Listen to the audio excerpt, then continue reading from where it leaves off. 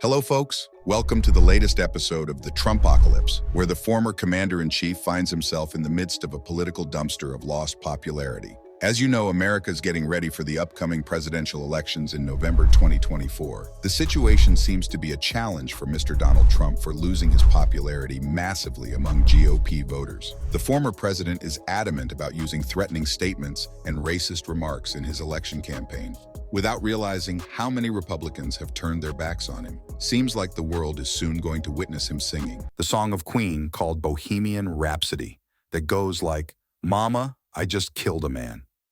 Put a gun against his head, pulled my trigger, now he's dead," as he apparently sabotages himself with latest actions.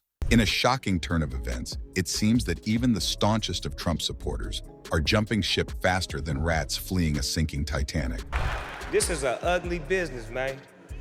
Look at what people are saying about the long-lost beloved now. "I will not vote for Trump, and I will not vote for a Republican unwilling to denounce Trump," said Horn 59. He is a grotesque, narcissistic, emotionally ill criminal who has already made it clear he is willing to toss aside the Constitution and incite an insurrection. That goes completely against everything I used to believe the Republican Party was about. "I can't vote for Trump. He's a crook. He's too corrupt," said Scott Simeone, 64, an independent Amherst voter who backed Trump in 2016 and 2020. "I voted for him, and I didn't realize he's as corrupt as he is." You killed innocent people. The means to an end. You started a massacre. I caused the revolution. You betrayed the law. Well, it looks like the corruption the world had been blind to until recently is no longer serving any purpose to Trump, who is also facing a number of legal battles as well. 2024 is different for him, as he is not a first-time candidate. He is a known and recognized entity who is being judged for his time in the office and not for his ongoing campaign. According to the political veterans, it makes it even more difficult for him to win back the people he's alienated. You just go home to mommy. The Republican Party was already doing the cha-cha slide toward change before Trump even showed up with his political dance moves. Trump's big moment in the spotlight just highlighted what many traditionalists and nationalists were already feeling. A bit like a fish out of water in this fast-paced, confusing world, where the cool kids with fancy degrees seem to call the shots. It's like watching a sitcom where the old-timers can't figure out why everyone suddenly speaks emoji and cares about saving the planet. As a matter of fact, Trump needs to realize that Delulu is not the Solulo in the present time. They say, I have the most loyal people. Did you ever see that? Where I could stand in the middle of Fifth Avenue and shoot somebody and I wouldn't lose any voters, okay? It's like incredible.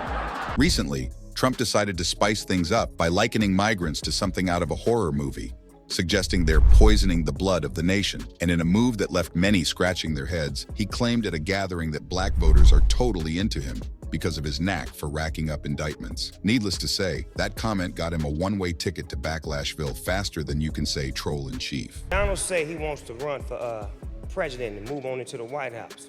Why not? It wouldn't be the first time you pushed a black family out of their home.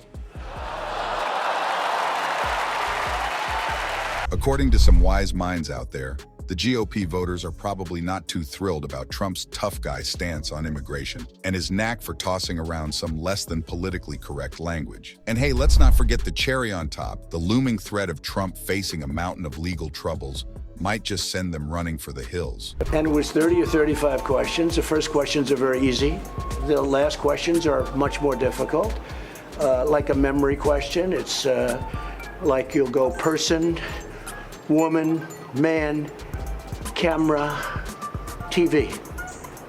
So they say, could you repeat that? So I said, yeah. Back in the day, the GOP bigwigs were all about being tough on Russia and waving the free trade flag high. Just ask Mitt Romney, the poster child for those values. But oh, how the times have changed. Today, 1 in 5 Republicans is ready to flex his muscles at the drop of a hat, while the rest are too busy wondering if they can even trust their own election results. Well, it looks like the voters have caught a serious case of populism fever. Thanks to Trump's populist charm rubbing off on everyone like a bad case of contagious laughter, the whole party's been hit with a case of populismitis. It's like the latest trend in political fashion. Everyone's jumping on the bandwagon, whether they know the lyrics or not.